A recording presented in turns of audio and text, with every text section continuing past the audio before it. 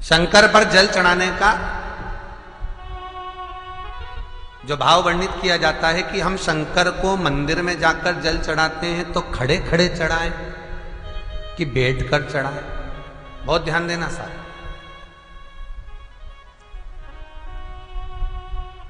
शंकर में मंदिर में जाकर हम भगवान शंकर को जल चढ़ाएं तो खड़े होकर चढ़ाएं कि बैठकर चढ़ाएं। अब दो तरह का शिवलिंग है मंदिरों में, दो तरह का शिवलिंग का निर्माण होता है, ठीक है।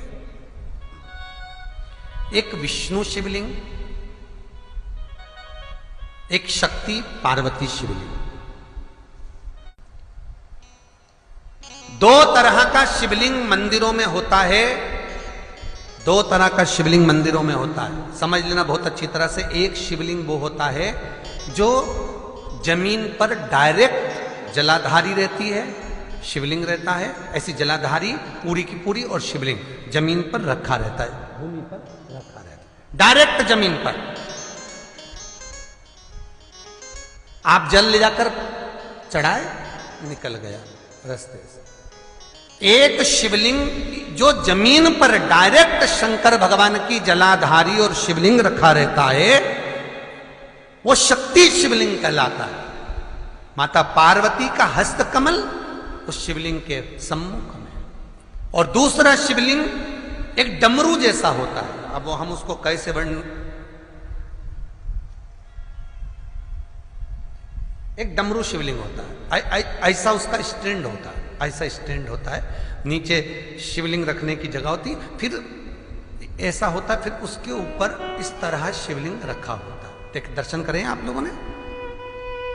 अब फिर इसके ऊपर शंकर भगवान का शिवलिंग रखा होता है, ठीक है। इस तरह का जो शिवलिंग होता है, एक डायरेक्ट नीचे रखा हुआ शिवलिंग, और एक भगवान जो नीचे डमरू जैसी आकृति होती है, इस पे जो डमरू जैसा जो भाग बना होता है, ये भगवान विष्णु का हस्तकमल है, और ऊपर का जो भाग है वो भगवान ब्रह्मा का हस्तकमल है। इसको विष्णु शिवलिंग कहते हैं।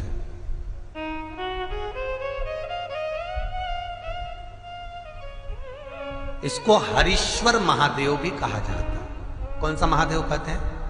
हरि सर्वेश्वर महादेव। हरीश्वर महादेव भी कहते हैं, हरि सर्वेश्वर भी कहते हैं।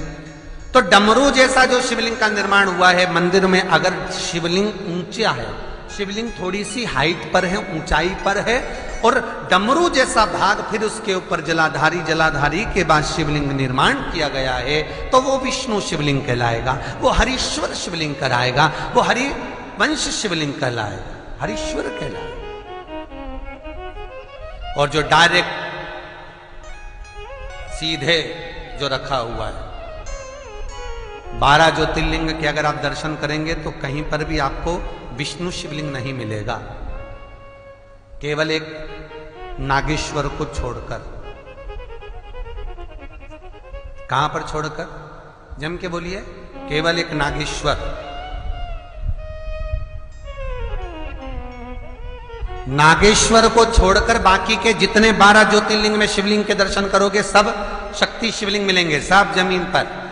आप जितने भी देखेंगे, काशी का देखेंगे, महाकालेश्वर देखेंगे, तो डायरेक्ट जमीन पर जलाधारी बनी है महाकाल बाबा की, डायरेक्ट जमीन पर बनी है, कोई ऊंचाई नहीं है, डायरेक्ट जमीन पर फिर शिवलिंग है। ओमकारेश्वर देख लीजिए, ममलेश्वर देख लीजिए, आप चाहें तो विश्वनाथ देख लीजिए, डायरेक्ट जमीन पर। सोमनाथ देख लीजिए, डायरेक्ट जमीन पर। केदारेश्वर देख लीजिए, डायरेक्ट जमीन पर। भीमाशंकर, वैद्यनाथ, डायरेक्ट। आप वैद्यनाथ जी के लाइव प्रसारण कभी चालू कर देखना, डायरेक्ट जमीन पर, डायरेक्ट। तो जितने भी शिवलिंग हैं सारे के सारे शक्ति शिवलिंग हैं।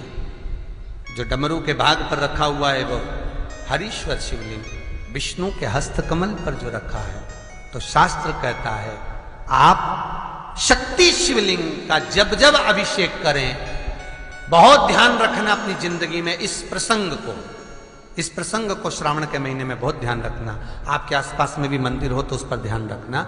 जो शक्ति शिवलिंग हो उस पर जब भी जल चढ़ाना तो बैठकर चढ़ाना, बैठकर चढ़ाना। शक्ति शिवलिंग पर जब भी जल चढ़े, भले शिवलिंग कितना भी ऊंचा हो, कितना भी ऊंचा हो, तो संघी से चढ़ा दो, पर जल बैठ कर चढ़ाइए। भले शिवलिंग ऊपर है, पूरा तरह से हाथ नहीं पहुंचा, जैसे सोमनाथ जी में अब शिवलिंग कितना बड़ा है, महाकालेश्वर का शिवलिंग कितना बड़ा, तो उसको तो बैठकर स्नान नहीं करा सकते। भले शिवलिंग कितना भी ऊंचा हो, पर अगर भूमि टच है, शिवलिंग अगर भूमि टच है, शक्ति शिवलिंग है, तो भले आधा शिवलिंग नहाए, आधे पर पानी जाए, पर बैठकर ही स्नान कराया जाता है।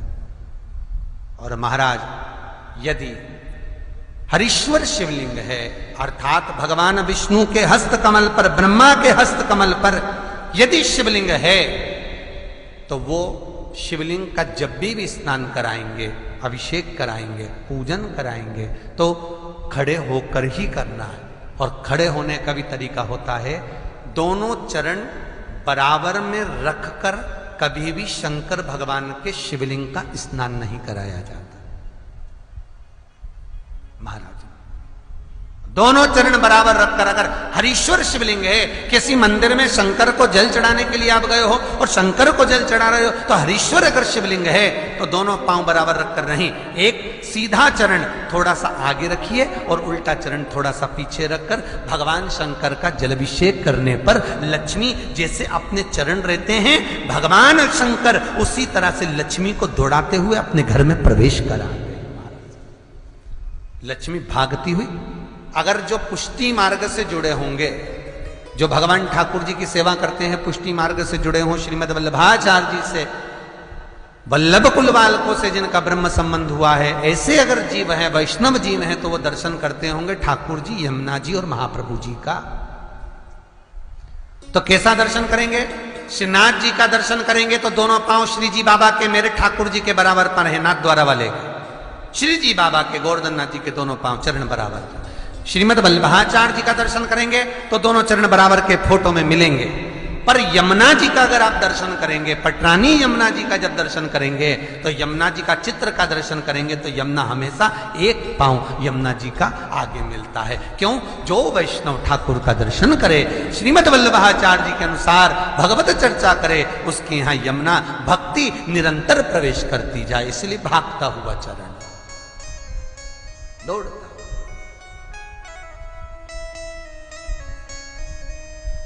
दौड़ता। तो शंकर भगवान का अगर हरीश्वर शिवलिंग है, कहीं शिवलिंग डमरू आकृति पर, अगर ऊंचाई पर है, हरीश्वर है, तो फिर जल खड़े होकर चढ़ाए, चरण आगे पीछे। बहुत ध्यान देना महाराज, हरीश्वर शिवलिंग का वर्णन किया महाराज, बहुत सुंदर बात कही है, बहुत ध्यान से सुनिएगा। शक्ति शिवलिंग के ऊपर जो जलाधारी लगती है, शक्ति शिवलिंग के ऊपर जो जलाधारी लगती है, वो 5 मिनट, 10 मिनट, आधा घंटा रखकर 24 घंटे के लिए हटा सकते हो। शक्ति शिवलिंग के ऊपर जो जलाधारी लगती है, वो 15-20 मिनट रखकर, आधा घंटा रखकर आप हटा सकते हो। पर हरीश्वर शिवलिंग के ऊपर, भगवान विष्णु के हस्त कमल पर जो शिवलिंग का निर्माण आपको भी वर्णन किया, अगर वो शिवलिंग है तो उस पर जलाधारी अगर लगी है, तो कम से कम 5 घंटा, 8 घंटा तो जलाधारी को रखना पड़ेगा ही। बहुत ध्यान दीजिए महाराज, शंकर जी की प्राण प्रतिष्ठा करते समय, शंकर जी की स्थापना करते समय, शंकर जी को प्राण प्रतिष्ठित करते समय एक एक चीज का ध्यान करना पड़ता है कि हमें कैसा शिवलिंग रखना है, कौन सा शिवलिंग रखना है, कैसे स्थापना करना है, किस भाव का होना चाहिए। शंकर के मंदिर में शंकर जी विराजे हैं, तो गणेश जी, कार्तिकेय और पार्वती की मुद्रा कैसी होना चाहिए, गणेश जी कौन सी सूंड का होना चाहिए। जब शंकर के मंदिर में हम आराधना कर रहे हैं तो गणेश जी की सूंड किस ओर होना चाहिए, पार्वती की मुद्रा कौन सी होना चाहिए, षडानंद कार्तिकेय की दृष्टि कहां होना चाहिए, ये शंकर जी की प्राण प्रतिष्ठा में देखा जाता है। केवल मूर्ति वाले ने बाजार में मूर्ति बनाकर बेच दी और तुम गए हमें शंकर जी का परिवार दे दो, हमारे मंदिर है छोटा सा, मैं वहां प्रतिष्ठा करना है। तुम बाजार में गए और शंकर जी का परिवार लेकर आ गए, शंकर जी लिया, कार्तिक लिया, पार्वती जी लिया, गणेश जी लिया और स्थापना करवा दी पंडित जी से। और बाद में बोली हमको थोड़ी कष्ट हो रहा है, हमको थोड़ी तकलीफ हो रही है, कहीं ये हम जब से लाए इससे तो नहीं हो रही, कहीं इससे तो नहीं। नहीं, गलती तुम्हारी है। तुम तो बस गई और लेकर आ गई। यहां तक शिव महापुराण की कथा कहती है कि तुम्हारे घर की मूर्ति जितनी पुरानी होती है उतना सुख देती है। आपको पहले भी कथा में कहा, दिया और मूर्त पुरानी होगी चलेगी।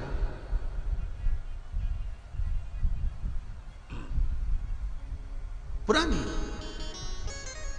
एक फैशन चल गया, छोटे से ठाकुर जी नहीं रखूं, बड़े वाले लाऊंगी लड्डू गोपाल, सेवा अच्छे से हो जाएगी। और जो सास के हाथ के वो अब उनको नहीं पूछे तो दुख नहीं होगा,